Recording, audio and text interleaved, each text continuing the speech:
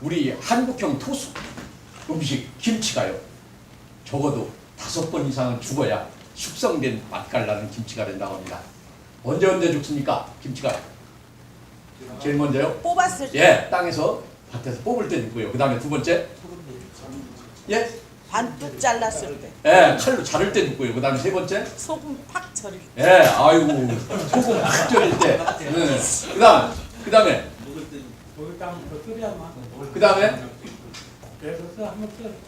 예, 온갖 그렇습니다. 예, 온갖 양념에 버무릴 때, 그 다음에 마지막 먹을 때 먹으면 없어지니까 먹을 때가 아니고 다시 땅에 묻을 때, 이렇게 적어도 5번 이상은 죽어야 숙성된 맛깔나는 김치가 된다고 합니다.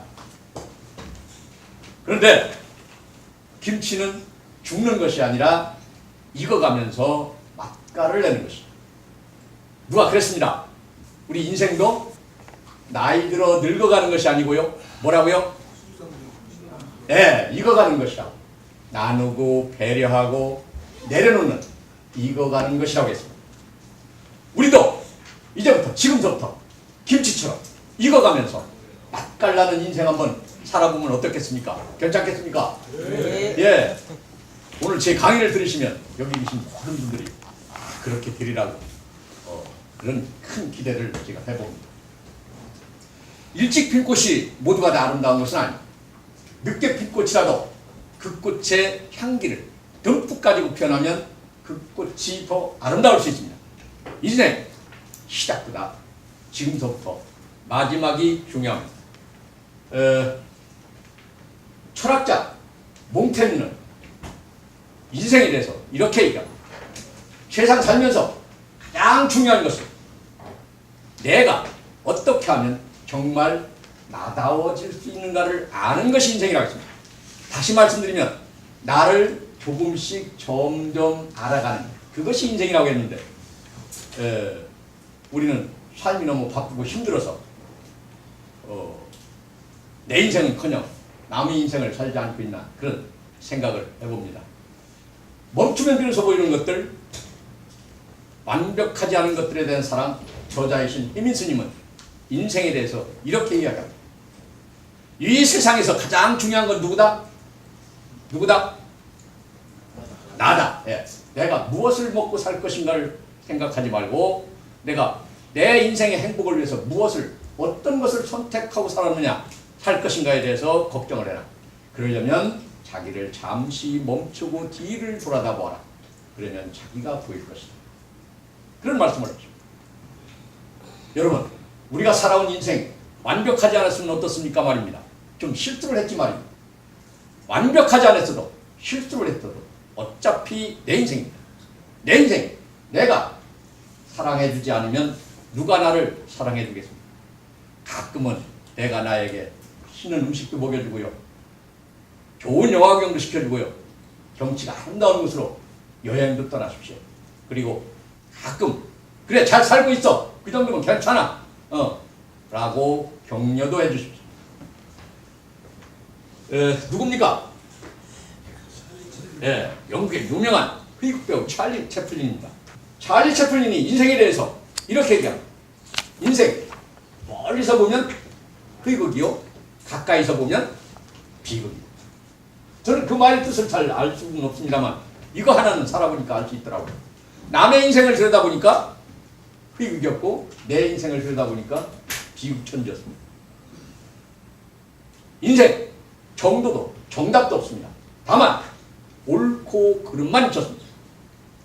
우리 인생 각본이 없습니다. 내 인생 내가 행복하다고 생각하고 살면 한없이 행복하고요. 불행하다고 생각하고 살면 한없이 불행한 게 우리의 인생이 아닌가 그런 생각을 해봅니다. 옛말에 우리 동가홍상이라는 말이 있습니다. 기왕이면 다홍치마. 지금부터 내 인생 나는 행복해서 미치겠다라고 생각하고 사십니다. 그러면 내 인생 줄리의 법칙대로 그렇게 행복해집니다. 저는 인생을 한 편의 소설처럼 아주 파란만장한 실패한 인생을 살았습니다. 대전 대덕구 중리동이라는 곳에서 사는데요. 제 집 앞에는 그 왕복 4차선 큰 한밭대로가 있습니다. 얼마 전에 길을 건너려고 아내하고 다른 사람들하고 이렇게 서 있는데 혹시 여러분들도 살면서 그런 실수를 했는지 모르겠습니다만 길을 건너려면 어떻게 합니까? 횡단보도 전면에 있는 신호등을 보고 건너야 되는데 자동차 운전을 하는 사람들은 대개 좌측에 있는 신호등을 이렇게 쳐다보고 있다가 내 신호등인 줄 알고 이렇게 건너는 경우가 있습니다. 저도 한두 번 그런 경우가 있었는데 그때는 살짝 실수를 했는데 이번에는 뒤에 아내가 있어서 그런지 큰 실수를 했습니다. 좌측을 쳐다보고 있다 파란동이 불이 켜지니까 그냥 무심코 대속 발작을 앞으로 나갔습니다. 그런데 그 마침 덤프트럭이 출발을 해서 가속을 붙이려고 하다가 저를 발견하고 경음을 내면서 급정거를 합니다. 순간 내가 또 실수를 했구나. 이거 뭐를 말할 수가 없죠. 그래서 얼른 고개를 숙이고 창피하니까 그냥 뒷걸음 쳐서 얼른 제자리로 와서 고개를 숙이고 있습니다. 그런데 그 덤프트럭 기사 아저씨가 그냥 갔겠습니까? 예, 창문을 내리더니 저한테 욕을 퍼붓기 시작합니다. 뭐라고 했는지 제가 그대로 전해드리겠습니다. 야! 정신 좀 차리고 다녀. 눈은 폼으로 다니는데 그냥. 너 평생 마누라 속만 쓰겠지? 너 피 하나 처먹어도 안 되지? 하는 사업 쪽쪽 망했지? 이거나 처먹으라면서 마지막에 팔뚝 선물까지 아주 제대로 하면서 유유히 가시. 그런데요, 저는 당신은 그랬어요. 그냥 살려준 것만 해도 감사했습니다. 살려주는 것만. 그래서 아무 소리도 못하고 먼저 내가 잘못했으니까 할 말이 없었어. 그런데 사건은 지금부터 벌어집니다. 옆에서 가만히 듣고 있던 아내가 제 곁에 들어오더니 저한테 말을 건넵니다. 여보, 왜? 저 트럭 기사 잘 알지? 순간 지 속에 있는 울분이 그냥 터져 나온 겁니다. 사람이 있거나 말거나 화풀이를 이제 아내한테 하는 거예요. 야, 이 사람아, 내가 그 사람 어떻게 알아? 나 처음 보는 사람이야. 불난집에 부채질하는 거야. 뭐야? 그냥 있는 소리를 크게 질렀습니다. 근데 우리 아내가 그 다음에 하는 말이 아주 걸작입니다. 아니, 그런데 어떻게 당신은 그렇게 잘 알아? 그러는 거예요. 가만히 생각을 해보니까 그 트럭 기사가 제 인생을 아주 종합 세트로 하고 간 거예요.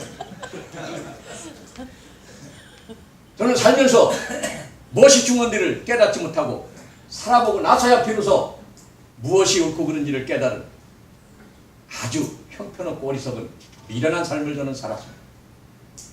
사업을 하다 실패를 하면 반성은커녕 사회와 남의 탓을 돌리는 두 얼굴을 가진 외면하는 삶을 저는 살았습니다.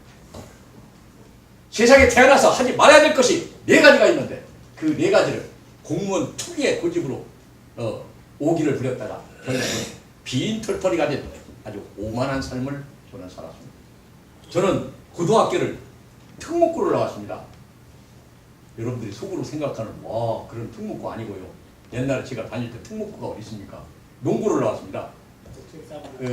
특수한 목적을 가지면 특목고 아닙니까? 농구를 나왔는데 농구를 나와서 농사를 져야 되는데 선생님이 하고 싶었어요. 그래서 머리는 안 좋지만 열심히 나름대로 공부를 해가지고 선생님이 됐습니다. 그래서 72년도에 몽산 거야수육장에 있는 서산 남면 이렇게 초임 발령을 받아서 갑니다. 거기서 또 열심히 근무를 했고요. 제가 좋아서 선택한 직업이기 때문에 정말 열정적으로 이렇게 근무를 했습니다. 거기서 또 연상에 예쁜 또 부부교사가 이렇게 돼서 너무럽지 않게 이렇게 살다가 제가 5년 만에 대전으로 인사발령을 받으면서부터 제 인생이 바뀌기 시작합니다.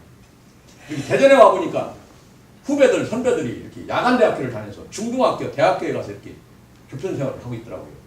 그래서 저도 늦깎이로 이제 공부를 시작합니다. 그래서 열심히 해가지고 중등학교 국어과 교사가 됩니다. 거기서 멈췄으면 괜찮은데 그 위에 이제 또 대학에 가서 이렇게 강의하는 사람들을 보니까 너무 멋있는 거예요. 그래서 그걸 한번 해보겠다고 정말 열심히 했는데 문턱도 가보지 못하고 결국은 꿈을 포기했습니다. 그래서 너무 화가 나서 아내하고 상의한 말이 없이 사표를 내던지고 나와서 니들은 교수해라. 나는 돈을 벌겠다. 큰 소리를 치고 나왔습니다. 공무원이 사업하면 다 뭐한다? 망한다. 해보셨습니까? 안 해보셨는데 어떻게 이렇게 잘 알으세요? 우리 후배님들 뜻대로 제가 그 룰을 지켰습니다. 거짓말 않고요. 제가 그 초등학교 부비제를 생산과 판매를 함께하는 그 대전기자생사라는 그 대표이사 명함을 처음으로 갖게 되는데요. 저는 그랬습니다.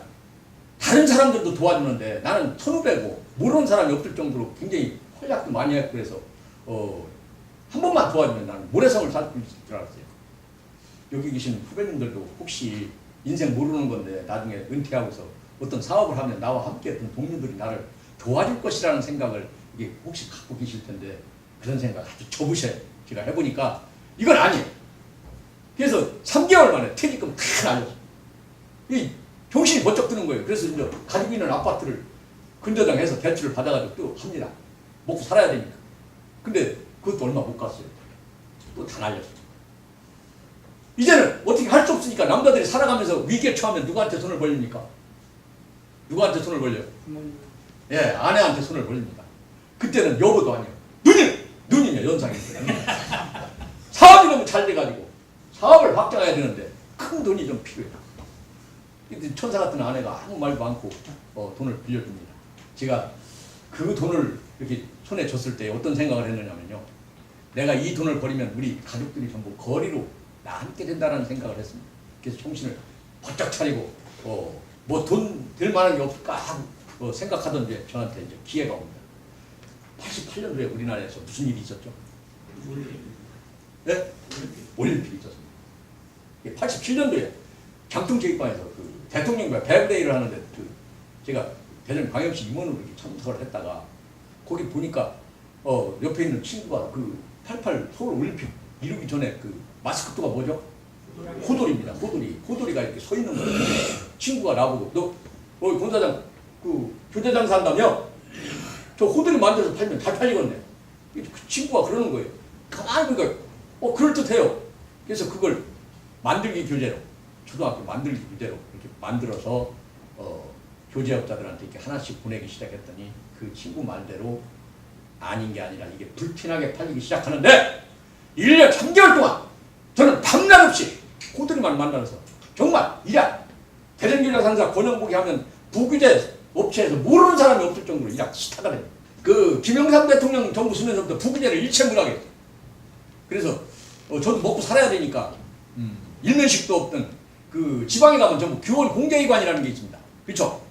그 교원 공제기관 밑에다가 전통 한식 뷔페를 차리고 직원 23명을 투입해서 올인을 해가지고 시작을 했는데 처음에 6개월은 시행착오를 많이 겪었습니다. 그 다음부터 제가 이제 그 뷔페식당을 차고서 하는데 아마도 내 인생에서 가장 호화로운 그런 돈을 많이 벌었던 그런 시절이 아니었나. 지금 돌이켜 생각하면 그런 것 같습니다. 사업에 성공하려면 멀티플라이어가 돼야 돼요. 멀티플라이어. 제가 사업을 하면서 성공한 건 다 남의 말을 들은 건 성공을 했어요. 근데 내 생각대로 한 건 다 실패를 했어요. 이 멀티플라이어가 만능 엔터테인먼트라고 하는 건데 무슨 얘기냐면 내 얘기보다는 나와 함께하는 사람들이 이야기를 듣고 그 사람들 속에서 창의적인 생각을 가지고 창의적인 아이디어를 가지고 내가 사업을 해야 내가 CEO 가지고 돈을 벌어요. 제가 그걸 느꼈어요. 내 생각대로 내 고집대로 하는 사업은 절대로 100점 100패입니다. 이게 남의 이야기를 듣는 그게 바로 뭐냐면 멀티플라이어. 그리고 지금 사업은요, 우리 대개 그 공무원하고 퇴직하는 분들 사업하는 거 보면 체인점 많이 하더라고. 체인점이 가불관계가 있어서 성공하기 힘듭니다. 돈 좀 벌만하면 또 인테리어 다시 하라고 해요. 이게 굉장히 어려워. 가불관계를 내가 만들어야 돼. 내가 체인점 같은 거 하려면 다시 말씀드리면 뭐냐면 내가 뭔가를 하나 새로운 것을 창업을 해서 잘 되게 만들어서 그것을 이렇게 체인점 내주는 거. 그러면 돈을 벌 수 있어요. 근데 그게 굉장히 어렵지 않습니다. 그 다음에 점포 사업은 전부 거의 이건 100점 100패입니다. 점포 사업 하지 마십시오. 그냥 점포 없이 내 몸만 가지고 하는 거, 요것만 가지고 하는 거, 요런 건 괜찮습니다. 야, 정말 요새는 전자상거래도 있고요, 카톡도 있고, 틱톡도 있고, SNS도 있고, 다 거기서 이렇게 지금 갓김치가 카톡, 틱톡, 그 SNS 전자상거래를 그냥 팔아. 이렇게 여기서 강의하는 동안 갓김치는 팔리는 거예요. 점포 없이. 그 얼마나 좋습니까?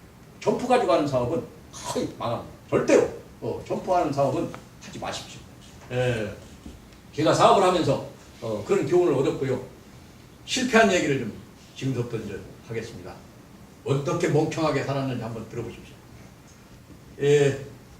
호돌이탑으로 이렇게 돈을 엄청나게 이제 벌어가지고 정말 이제 자신만만하게 가그랜저 사고 정말 별장지도 사고 그거 다 1년 3개월 만에 그렇게 됐어요.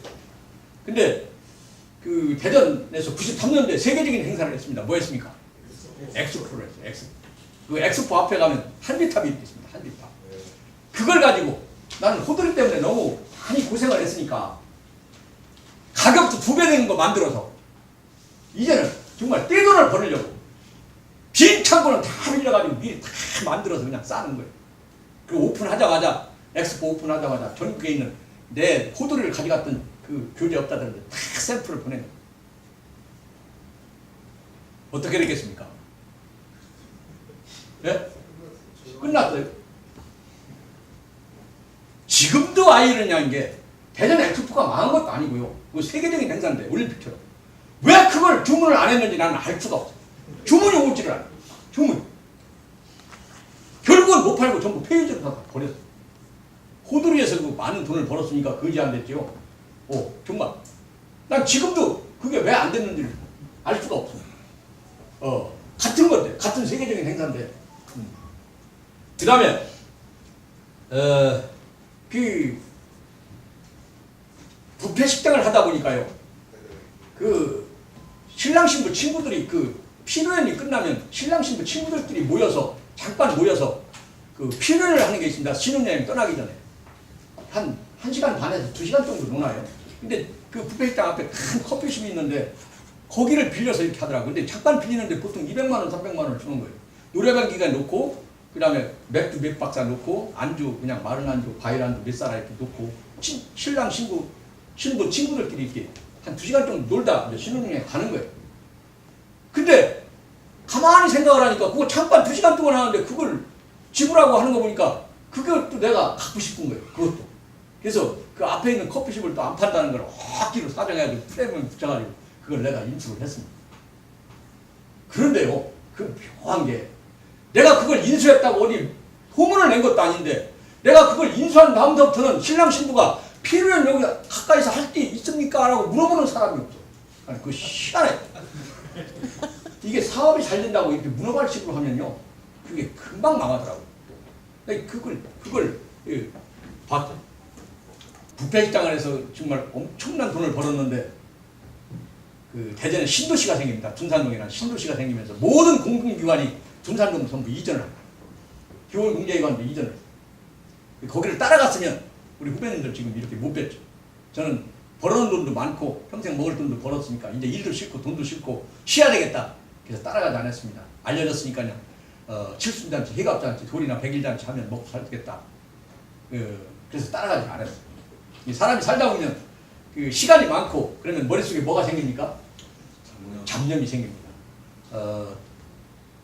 그 지금 충남도청에 이사를 갔어요. 근데 그 도청에서 대전 역전까지 큰 도로가 있는데 그 우연히 길을 가다가 우측에 이렇게 보니까 큰 간판이 있더라고요. 증권 이렇게 있더라고요. 예, 거기를 이렇게 우연찮게 들어갑니다. 우리 후배님들도 사시면서 한 번쯤은 경험했으리라고 생각이 드는데 처음부터 제가 거기 들어가서 많이 한 게 아닙니다. 그냥 처음엔 조금 했어요. 그러다가 이게 자기도 모르는 사이에 그냥 컴퓨터로 넘어가기 때문에 내가 돈을 만지는 게 아니기 때문에 감각이 없어지더라고요. 감각. 1년도 안 돼서 거짓말 않고요. 제가 그 평생 먹어도 남을 돈, 또 그 정말 별장지, 집 근저당까지 가족 앞으로 대출 받아서까지 거기까지. 내가 가진 건 물론 갖지 않은 것까지 전부 사회환원 시켰습니다. 말이 사회환원이지 아주 노숙자 신장을. 이건 어떻게 할 수가 없어서 방법이 없었어. 그래서 그 대청댐에서 이렇게 시탄진을 통해서 청주 넘어가는 길이 있는데 그 중간에 가보면 108계단을 올라가면 현암사는 절이 있습니다. 제가 거기를 올라갔습니다. 죽을. 난 텔레비전에서 가끔 자살하는 사람들 이렇게 나오면 아니 자살할 용기 가지면 뭔들 못하겠어 라고 생각을 했는데 제가 그런 경우가 이렇게 닥치다 보니까 아 사람들은 이래서 자살을 하는구나. 그걸 알아요. 제가 6남매 애아들에 아버지는 일찍 돌아가시고 어머니가 혼자 저 아들 하나 때문에 평생을 헌신 봉사하신 분이 계신데 거기를 올라가서 그날따라 정말 자살을 하려고 생각을 하니까 어머니가 탁 떠오르는 어머니. 그 다음에 밑을 쳐다보니까 저기 떨어지면 내가 다칠 것 같아. 그래서 그냥 무거운 발걸음으로 그냥 내려와서 안 해본 일이 없습니다. 거리 삐끼서부터 비상조명등서부터 뭐 하여튼 뭐 스프레이 이거 뭐 뿌리는 거 그 난방판 가린다는 거 별거 다 팔아. 정말 그렇게 우리 후배님들 제가 간곡히 부탁 말씀드립니다. 혹시 증권계좌 이렇게 가지고 계신 분들 계시면 퇴직하기 전에 증권계좌 한번 없애십시오. 벌 수 있습니다. 벌 수도 있고 이럴 수도 있어요. 근데 제가 그 배운 건 뭐냐면 결국은 깡통된다는 거예요. 그게 무슨냐? 이단문법입니다. 이단문. 증권해서 잘 된 사람이 없어.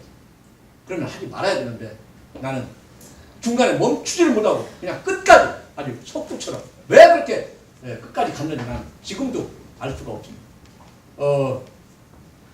거기 가면은요 그 객장 있는 사람들끼리 형님하고 해가지고 서로 가족처럼 지냅니다. 깡통들끼리 보내는 거예요. 그 다음에 오늘 이렇게 끝나면 객장 끝나면 지금 3시 반에 끝나죠. 얼마 전까지 3시였는데 3시 반에 끝나면 그 사람들끼리 이제 오늘 버는 거 한 사람한테 몰아주려고 가서 뭐합니까? 동양화 봅니다. 동양화. 동양화 봐요. 또 돈 떨어지면 서로 보증도 서서 증권사에서 돈도 빌려줘요. 아주 죽는 집이 죽으라고 돈도 빌려줘요. 그 3일 만에 갚아야 돼요. 못 갚으면 그냥 자기가 가지고 있는 주식 하한가를 그냥 내보내버립니다. 강매를 해요. 그런데 자 거기 찾아오는 사람들이 있습니다. 짧은 치마 입고 예쁘게 화장하고 그런 분들이 찾아와서 그 객장에 와가지고 사장님 오늘은 얼마나 벌으셨어요? 하고 아주 염장 지르는 사람이 있어요. 누굽니까? 다단장. 그분 이야기를 들으면 아닌 줄 알면서도 혹시나 해서 따라갑니다. 혹시나 해서 따라. 우리 후배님들 잘 들으십시오. 혹시 퇴임하고서 누가 점심 사준다고 나오라고 얼마나 반갑습니까? 나갑니다. 점심 잘 사주더니 선배가 뭐라고 하냐면 야 내가 요새 뭘 하나 들었는데 이게 다단계 하는 사람들이 니코틴 방법입니다. 잘 들으세요. 내가 오늘 요새 뭘 좀 하나 들었는데 뭐 좋은 건 같은데 내가 잘 모르겠어. 네가 좀 젊고 그러니까 네가 좀 들어보고 한번 판단 좀 해줄래? 판단 좀 해줄래? 하라는 게 아니고 네가 듣고 판단 좀 한번 해줘. 이거예요. 점심 사주고 그랬으니까 안 가르쳐 듣고 예 알았습니다. 제가 가서 들어보고 판단해드릴게요. 줄렁줄렁 따라갑니다. 따라가면 이런 것보다 몇 배되는 큰 교육장으로 딱 들어갑니다. 들어가자마자 문 열자마자 미리 다 연락돼 있어요. 전화로. 정말 이쁜 여자들이 와서 팔짱을 탁 끼면서 아유 사장님은 어째 이렇게 인상이 좋으셔요. 막 동안이셔요. 언니는 왜 이렇게 피부가 좋아요 하면서 그 교육실로 탁 들어갑니다. 거기 들어가는 순간 여러분들의 가족들이 전부 거리로 나간다는 생각을 하십시오. 절대로 가시면 안 돼. 딱 문 열었을 때 아 분위기가 뭐야 이상하다 하면 얼른 나오세요. 얼른 나오세요. 나 다음에 가겠습니다. 얼른 나오세요. 가면 안 돼. 거기 들어가서 1시간만 교육 받으면 내가 바보 같아. 그 다음부터 내가 바보 같아. 이렇게 좋은 걸 내가 왜 안 했는가 막 그런 생각이 들고 내가 이게 공무원 생활을 이게 평생을 했는데 내가 참 미친 짓을 했구나 하는 생각도 들고요. 아니 정말이에요. 금방 떼부자될 것 같고 금방 내 옆에 받을 것 같고 그런 생각이 든다니까요. 우리 후배님들 그런 데 가서 절대로 교육받으시면 안 되십니다. 아시겠습니까? 네. 그렇게 종교에 있으면 나까지 온다 안 온다? 안 와! 절대로 안 와! 지들끼리 몰래 해먹죠. 그게 나한테 오겠습니까? 그 다단계 가보시면 우리는 절대 다단계 아니라고 그래요. 그냥 그 바이너리 방식으로 자기 밑에 사람 2명만 다루면 내가 평생 레드카페 밟고 자선까지 또 뭐 물려도 주고 별소리를 다 해요. 돈 투자하는 거 하나도 없다고 그래요. 처음에는 그러죠. 처음에는 그래요. 근데 몇 번 나가다 보면 이제 조금씩 이제 본색을 드러내기 시작하는 게 바로 다단계는 실패를 한 사업에 대해서 제가 지금 생각을 해보니까 그 원인이 뭐 있었느냐. 아까 성공하는 사람들은 어떤 사람들이 성공한다고 그랬죠? 제가 내 의견보다는 다른 사람의 의견을 듣는 사람. 근데 그 멀티플라이의 반대말이 뭐냐면 디미니셔라는 거예요. 디미니셔는 그럼 뭐겠습니까? 자기 생각대로 자기 고집대로 하는 사람이 디미니셔. 내가 생각한 거 나 혼자 생각한 건 다 망했지. 우리가 사업을 하려면 제일 먼저 누구 이야기를 들어야 되냐면 아내 이야기를 들어야 돼. 아내가 허락을 했어. 아내가 허락을 해. 여보 그거 다시 한번 생각해봐야 되겠는데. 그러면 야 이 사람 여자가 뭘 한다고 남자가 좀 한다고 하면 질질 좀 부대들 망정 초를 치고 앉았어. 이렇게 하려면 물어보지 말아야 돼. 그렇죠? 여자가 반대하면 절대로 여자는 뭐가 강해요? 느낌이요. 느낌이 굉장히 강합니다. 우리 살면서 거짓말 많이 했잖아요. 그렇죠? 이 밤새고 가서 누구 친구네 집 가서 이 초상 가서 갔다. 초상 가서 갔다. 그 다음에 또 밤새고 놀았는데 누구네 집 또 초상 가서 정신이 까물까물하니까 지난번에 뵀던 집 또 뵈도 여자는 다 그래도 말 안 합니다. 느낌이 굉장히 강합니다. 아내가 허락을 하지 않으면 절대로 해서는 안 됩니다. 그 다음에 아내가 허락을 했어. 그렇다고 사업을 시작하느냐? 절대로. 그 다음에 가족 회의를 열어서 가족들이 전부 동의를 해요. 가족 하나라도 누군가가 반대를 하면 그 사업 하지 마세요. 사업을 할 때 가족들의 힘이, 지지의 힘이 가장 큽니다. 가족 누구 하나가 반대를 하면 절대로 하지 말아요. 그 95세 된 이 노인이 있습니다. 그 노인한테 물어봤어요. 어르신, 95세까지 사셨으니까 지금까지 사셔보니까 무엇이 남고 무엇이 떠났습니까? 하고 물었어요. 그랬더니 이 노인이 뭐라고 말씀을 하셨느냐면 내가 가진 것은 다 떠나다. 내가 가진 건 다 떠나고 내가 남을 위해서 했던 거 그런 것들은 생명처럼 희하게 남다. 내가 지금 95살인데 어학 공부를 시작하려고 합니다. 왜? 105살이 되는 10년 후에 내가 후회하지 않게. 인생에서 아무리 빨라도 늦은 게 뭡니까? 뭐예요? 지금 금방 말씀드렸는데 후회입니다. 후회. 그 뉴욕의 한 복판에다가 큰 칠판을 세워놓고서 지나가는 사람들한테 인생에서 후회하는 것을 적어보라. 그랬더니 사람들이 지나가면서 거기다 전부 적는 거예요. 그래서 나중에 거기를 잘 봤더니 한 일에 대한 후회보다 하지 못한 일에 대해서 후회가 훨씬 많았다고 합니다. 우리 인생 후회하지 말고 사셔야 됩니다. 또 세컨드 라이프 30년 가장 힘들었던 시기죠. 승진도 해야 되고요, 직장만 해야 되고, 자녀 결혼도 시켜야 되고. 근데 지나갔습니다. 자, 남은 더 서드 라이프 30년입니다. 60세부터 90세까지 우리에게 정말 행복한 내 인생을 사는 황금의 그런 시간이 우리 후배님들을 기다리고 있습니다. 우리 인생은요, 축구 경기하고 똑같습니다. 축구 경기 전반전, 후반전 합니다. 승부가 안 났습니다. 그럼 뭐 하죠? 연장전 합니다. 그죠? 연장. 자, 연장전을 했는데도 승부가 안 났어요. 뭐 합니까?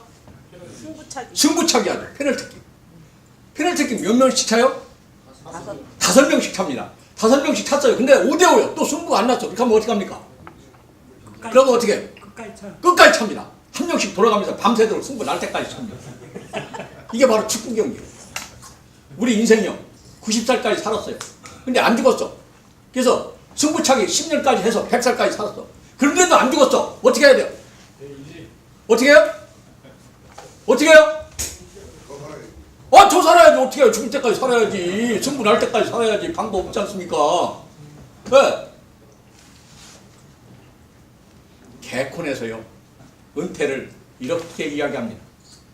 벌어놓은 건 없는데 오래 살아야 하는 의미가 있습니다. 우리나라에서 우리의 은퇴, 영어로 뭐라고 하냐면 리타이어먼트라고 합니다. 리타이어먼트. 퇴임을 이야기합니다. 근데 스페인이나 유럽에서는 뭐라고 하냐면 후빌라시온이라고 합니다. 후빌라시온. 환영 축하합니다. 자, 우리도 이제는 리타이어먼트가 아니라 후빌라시온. 졸업이 끝이 아닌 것처럼 우리의 은퇴도 끝이 아니라 새로운 시작. 비긴 어게인. 유럽발 경제 위기에 따라서 세계 글로벌 경제가 아주 총체적 난국에 빠져 있습니다. 얼마 전 영국의 그 브렉시트 선언으로 더욱 혼란에 빠져 있는 것 같습니다. 우리나라는 특히 남과 북이라고 하는 지정학적 리스크까지 아주 최고치에 달하고 있습니다. 며칠 전에 또 세 발 쐈죠. 조선 해운 산업 아주 난파 직전입니다. 오늘 국회에서 어제하고 그 청문회 지금 벌이고 있습니다. 유일호 경제부총리가 우리 공기업, 기업들 구조조정을 요청하고 나섰고, 뭡니까? 그 일본에서 실패했다는 아베노믹스처럼 한국적 양적 완화라는 마지막 카드를 만지작거리고 있습니다. 경기가 너무 안 좋으니까. 한국은행에서 돈을 만들어서 풀겠다는 거예요. 경기가 너무 안 좋습니다. 공무부채가 1000조를 넘었었고 가계부채가 연말에 1300조를 향해서 빠르게 상승하고 있습니다. 저는 경제를 잘 모릅니다만 우리나라 경제구조, 하우스폰, 집값이 폭락하면 언제든지 대공황이 올 수 있는 그런 구조랍니다. 싱가포르, 대만, 중국 집값이 떨어지기 시작하고 있습니다. 우리 대공황이 오면 모을 금도 없습니다. 지난번에 다 모았기 때문에.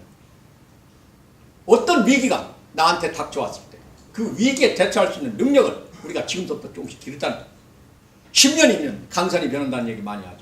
근데 우리가 10년만 살고 말 것 같으면 그냥 대강 살겠는데 앞으로 3, 40년을 살아야 되니까 누구나 살아야 돼요. 누구나 살아요. 강과 산이 서너 번 변하는 동안 어떤 위기가 나한테 닥쳐올지 아무도 모르요. 우리의 연금이요. 제 개인적인 생각입니다. 오해하지 마십시오. 철밥통이 아닐 수 있습니다. 현직에 계신 여러분들은 어떻게 하면 내가 절대를 해서 연금을 많이 탈까 이런 거에 대해서 관심이 많으실 텐데 우리 퇴직한 사람들은요. 그런데 관심 전혀 없습니다. 삭감도 좋고 동결도 좋은데 그냥 죽을 때까지만 좀 줬으면 좋겠어요. 그냥 죽을 때까지만 줬으면 좋겠어요. 저 유럽의 그리스 같은 나라 연금을 막 경기가 안 좋아서 반으로 뚝뚝 자릅니다. 그러니까 막 공무원들이 머리 둘러싸요. 뭐야 우리 연금 자르냐? 그러니까 정부에서 뭐라 그래? 그것도 못 준다. 그러니까 머리 싹 얼른 내렸어요. 그거라도 타고 이런 식입니다. 어떤 위기가 닥쳐옵니다. 다시 말씀드리면 나라의 국간이 비면 우리도 연금 못 받는다는 얘기예요. 개인적인 생각이었습니다. 뭐 불안감 가지실 거 없어요. 그랬을 때 어떤 위기가 나한테 살면서 닥쳐왔을 때 정말 3, 40년 사는 동안 강과 산이 서너 번 변화하는 동안 무엇이 어떻게 바뀔지 아무도 모르지 않습니까? 그 위기에 대처할 수 있는 능력을 지금부터 기르자 그겁니다. 무슨 돈이 되는 게 아니고요. 톱니바퀴 속에 여러 가지를 제가 제 생각을 담았습니다. 마음에 안 드시는 건 우리 후배님들께서 자기가 마음에 드는 걸로 이렇게 바꾸시면 됩니다. 자, 한 가지씩 말씀을 드리겠습니다. 먼저 책임집니다. 책임집. 책은 저는 그렇게 생각합니다. 남이 가지면 내가 가질 수 없는 그런 권력과는 다릅니다. 책이라고 합니다. 책 속에는 겸손, 사랑, 나눔, 배려가 있고요. 어려서부터 우리는 책 속에 뭐가 있다고 배웠습니까? 길이 있다고 배웠어요. 근데 책을 읽지 않습니다. 좀 부끄러운 이야기 하나 할까요? OECD 34개국 중에서 인구 대비 우리나라가 월 평균 독서량이 1.3권으로 가장 꼴찌입니다. 더 놀라운 건 성인 35%가 1년에 책을 한 권도 안 읽는다는 사실. 빌 게이츠 회장, 저커버그 회장 그분들이 하시는 말씀. 하버드대 졸업장보다 평생 독서하는 습관이 필요하다. 한 권의 책이 내 인생을 바꿔놓을 수 있습니다. 은퇴에 관한 책, 무슨 책이라도 보니까 한 권만이라도 꼭 좀 은퇴하시기 전에 읽어보시기 바랍니다.